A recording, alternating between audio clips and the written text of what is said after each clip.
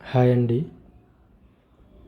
మనం ఇప్పటిదాకా శాతవాహనసులు వాళ్ళ వాళ్ళ గురించి తెలుసుకోవడానికి యూజ్ అయ్యే సోర్సెస్ చూసాం. అవి ఏంటంటే లిటరరీ సోర్సెస్ ఒకటి, ఇంకోటి ఇన్స్క్రిప్షన్స్ ఒకటి.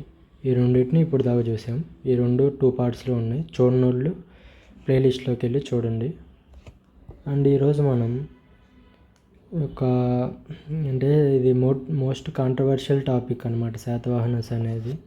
సో దాంట్లో ఎక్కువ కాంట్రవర్సీ అని ఆర్ఎల్స్ ఎక్కువ డిఫరెంట్ వ్యూస్ ఇచ్చిన పాయింట్స్ని 2-3 డిస్కస్ చేద్దాం ఈరోజు ఈ షార్ట్ వీడియోలో. సో ఐ హోప్ ఇది మీకు క్లారిటీ ఇవ్వకపోయినా అట్లీస్ట్ ఆన్సర్ చేయడానికి యూజ్ అవుద్ది అనుకున్నా. అండ్ వన్ థింగ్, మనకి హిస్టోరియన్స్కే కాంట్రవర్షియల్గా ఉన్నాయి, ఎగ్జామినర్కి కూడా కాంట్రవర్షియలే. సో మోస్ట్లీ అడగరు ఇలాంటివి. ఇఫ్ అడిగినా కానీ ఆన్సర్ అనేది కాంట్రవర్సీ లేకుండా ఉండేలాగా ఇస్తాడనమాట. సో డైరెక్ట్గా పెట్టేయగలం. బట్ తెలుసుకుంటే మనకి యూజ్ అయ్యిద్దని ఇది జస్ట్ షార్ట్ వీడియో లాగా చెప్దాం అనుకున్నాను. ఈరోజు మనం ఒక 4-5 క్వశ్చన్స్ డిస్కస్ చేద్దాం. అది ఏంటంటే, ఆంధ్రులు అండ్ శాతవాహనాస్ ఇద్దరు ఒకటా డిఫరెంటా అని ఫస్ట్ క్వశ్చన్ అది. నెక్స్ట్ వాళ్ళ ఆరిజిన్ మీద చాలా కాంట్రవర్సీస్ వచ్చినాయి. అసలు ఎక్కడి నుంచి ఆరిజిన్ అయ్యారు అని వ్యూస్ అవి కూడా చూద్దాం. మళ్ళీ వాళ్ళ క్యాస్ట్ మీద కూడా డిఫరెంట్ ఒపీనియన్స్ ఉన్నాయి, అది కూడా డీల్ చేద్దాం మనం. నెక్స్ట్ ఫౌండర్ అండ్ ప్రోజెనేటర్ సేమా కాదా అని. ప్రోజెనేటర్ అంటే first person in the family అని, ఇద్దరు ఒకరైనా లేకపోతే వేరువేరా అని. మళ్ళీ నెక్స్ట్ వన్ శాతవాహనస్ అనేవాళ్ళు ఆర్యన్సా లేదా ద్రవిడియన్సా, వీటి మీద కూడా మనం డిస్కస్ చేద్దాం. సో ఫస్ట్ క్వశ్చన్ వచ్చేసి, ఈజ్ ఆంధ్రులు అండ్ శాతవాహనస్ ఆర్ సేమ్ అనే క్వశ్చన్కి ఆన్సర్ అనేది నో, ఇద్దరు డిఫరెంట్ అన్నమాట. డిఫరెంట్ ఎలా డిఫరెంట్ అని చెప్తున్నామంటే, ఆంధ్రులు అనేది ఒక ట్రైబ్ కానీ ఆరు జాతికి సంబంధించిన వర్డ్ అనమాట. శాతవాహనస్ అనేది ఒక వంశానికి సంబంధించిన వాడు, లీనియేజ్కి సంబంధించిన వాడు. సో ఈ రెండు ఒకళ్ళు కాదనమాట. మన ఆంధ్రాని ఆంధ్రదేశాన్ని చాలామంది ట్రైబ్స్ పాలించారు. ఫర్ ఎగ్జాంపుల్ ఆంధ్రులు ఒకరు, పుండరులు, శబరులు, పులిండ్రులు, మోతిబలు, నాగులు, యక్షులు, వీళ్ళంతా మనల్ని రూల్ చేశారనమాట ఓల్డెన్ డేస్లో. సో అందులో ఒక ట్రైబే ఆంధ్రుడు ట్రైబ్ అనమాట. ఓకేనా. ఇది శాతవాహనస్ అంటే లీనియేజ్, వంశం అన్నమాట. ఓకేనా.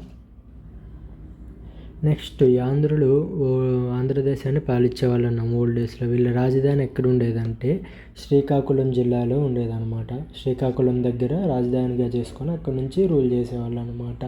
సో ఈ ఆంధ్రులకి మౌర్యన్ ఎంపైర్ కింద వీళ్ళు పనిచేసేవాళ్ళు. లైక్ ఫ్యూడేటరీస్ అనుకోండి, లేకపోతే సర్వెంట్స్గా అయినా అనుకోండి. సో ఆ మౌర్యన్స్ నుంచి వీళ్ళని లిబరేట్ చేసి ఇండిపెండెంట్ ఆర్ స్వతంత్రంగా ప్రకటించినది ఏ టైంలో అంటే శాతవాహనస్ టైంలో అనమాట. ఆర్ కింగ్ అడిగితే శ్రీముఖుడి టైంలో వీళ్ళు ఆంధ్రులు ఇండిపెండెంట్ అయ్యారని చెప్పుకోవచ్చు. ఓకేనా. సో అర్థమైంది అనుకుంటున్నాను. ఆంధ్రులు శాతవాహనస్ అనేవాళ్ళు ఇద్దరు డిఫరెంట్ అనమాట. ఆంధ్రులు అనేవాళ్ళు ఒక ట్రైబు, శాతవాహనస్ అనేవాళ్ళు ఒక లీనియేజ్ ఆర్ వంశం. I hope it is clear. Next question, వాళ్ళ ఆరిజిన్ మీద చాలా కాంట్రవర్సీస్ వచ్చినాయి అనమాట. ఫస్ట్ కాంట్రవర్సీ ఏంటంటే, ముండారి అనే లాంగ్వేజ్ ఉంటుంది మనకి. ముండారి ఇదేంటంటే tribal language.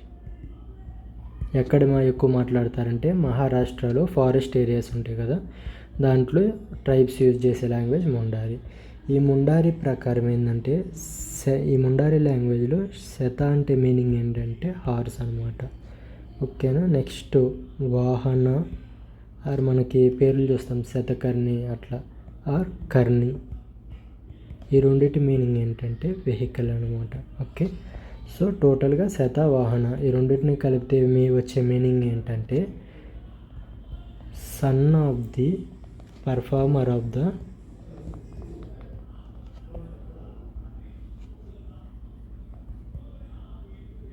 Horse sacrifice.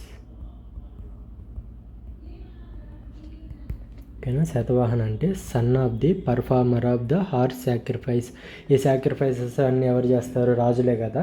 So ఈ థియరీ ప్రకారం ఏంటంటే శాతవాహనస్ అనేవాళ్ళు రాజవంశానికి చెందిన వాళ్ళని, అక్కడి నుంచి ఆరిజిన్ అయ్యారని ఈ థియరీ చెప్తుంది అనమాట మనకి. ఓకేనా.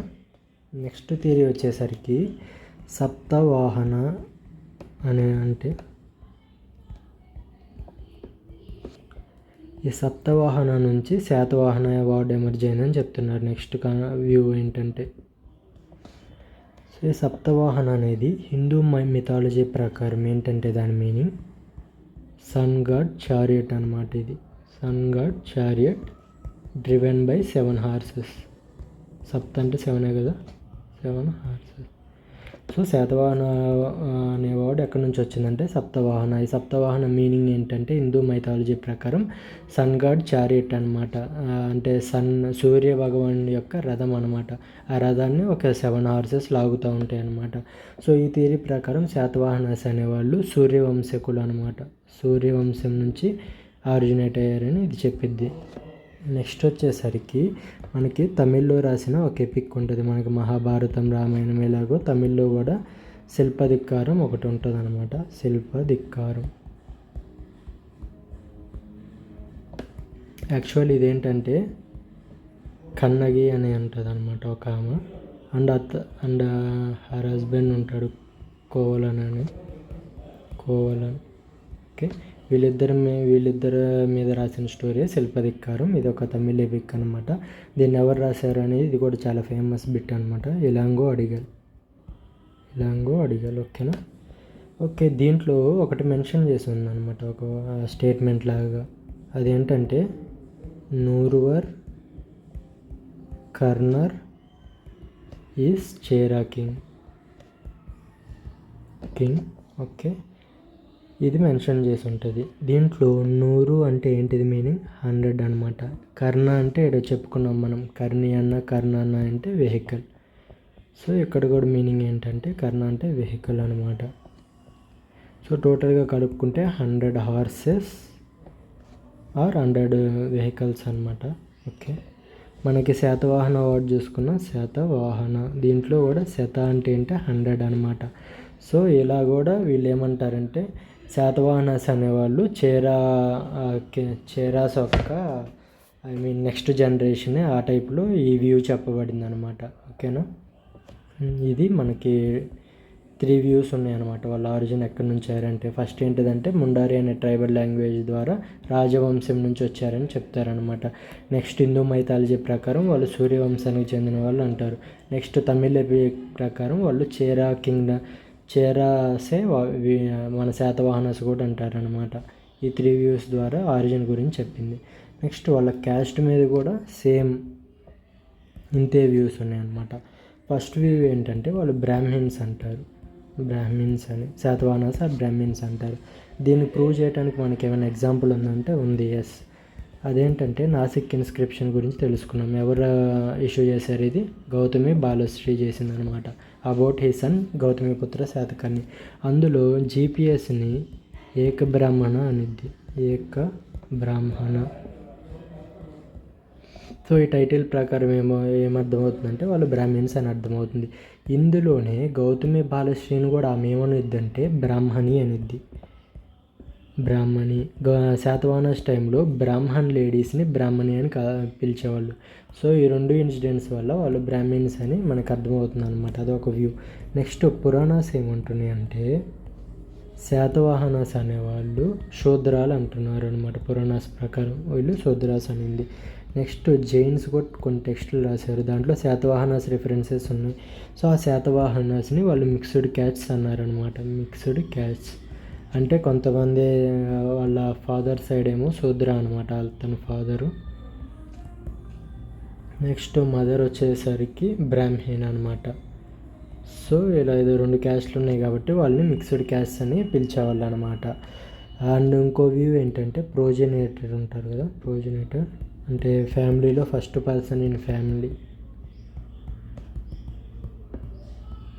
మనకి ముత్తాతలు, గ్రాండ్ ఫాదర్స్ ఉంటారు కదా, గ్రేట్ గ్రాండ్ ఫాదర్స్. అలానే వాళ్ళని ప్రోజెనేటర్ అంటారు, ఫస్ట్ పర్సన్ ఇన్ ఫ్యామిలీ. అతని పేరేంటంటే శాతవాహనుడు.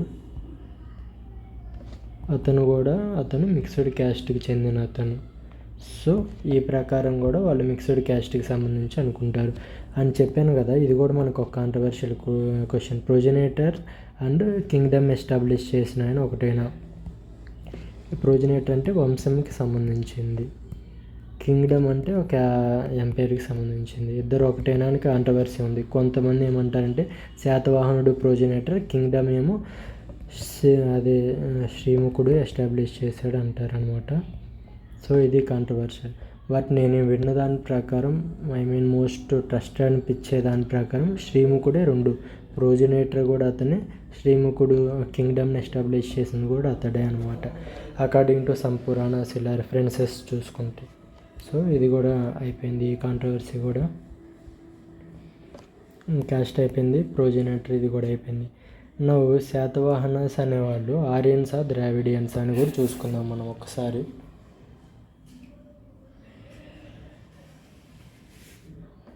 బిఎస్ఎల్ హనుమంతరావు ప్రకారం ఏమంటారంటే, మనకి ఉన్నారు కదా ఆంధ్రుల చరిత్ర రాసిన బిఎస్ఎల్ హనుమంతరావు. సో ఈయన ప్రకారం అనేవాళ్ళు శాతవాహనస్ అనేవాళ్ళు ఆర్యన్స్ అనమాట. ఓకేనా? ఎందుకు ఆర్యన్స్ అన్నాడంటే, వాళ్ళు బ్రాహ్మిన్స్ ఒకటి ఫస్ట్ థింగ్, నెక్స్ట్ ఒకటి క్యాస్ట్ సిస్టమ్ని రిజిడ్గా ఫాలో అయ్యేవాళ్ళు అనమాట, లైక్ పర్ఫెక్ట్గా ఫాలో అయ్యేవాళ్ళు. నెక్స్ట్ రిచువల్స్ చేసేవాళ్ళు, లైక్ సాక్రిఫైజెస్ ఇలా చేసేవాళ్ళు.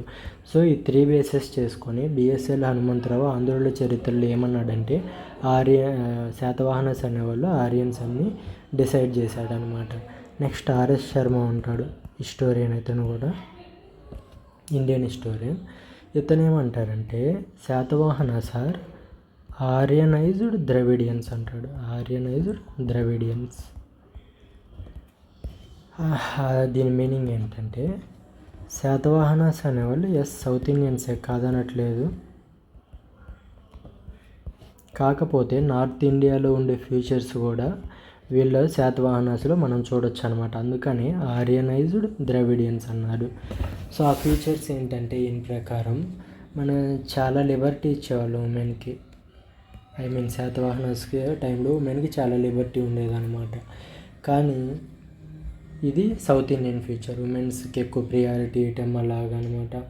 కానీ ఆర్యన్స్ని చూసుకుంటే ఉమెన్స్కి అసలు రోలే ఉండదన్నమాట. సో దీని ప్రకారం ఏమర్థమవుతుంది, లిబర్టీ ఇచ్చేవాళ్ళంటే సౌత్ ఇండియన్స్, బట్ ఆర్యన్స్లో ఇలా ఇవ్వరు అనమాట. దీన్ని బట్టి వీళ్ళు ద్రవిడియన్సే, కాకపోతే ఆర్యనైజ్డ్ అయ్యారు, లైక్ క్యాస్ట్ సిస్టమ్ ఫాలో అవటం, రిచువల్స్ చేస్తా ఇలాగా. సో అది ఆర్ఎస్ శర్మ వ్యూ అనమాట. ఐ హోప్ ఈ 5 క్వశ్చన్స్కి క్లారిటీ వచ్చింది అనుకుంటున్నాను. సో ఇవి కాంట్రవర్షియల్ కాబట్టి మోస్ట్లీ అడగరు. ఇఫ్ అడిగితే వీటి బేస్ చేసుకొని ఆన్సర్ పెట్టడానికి ట్రై చేయండి. Thank you so much.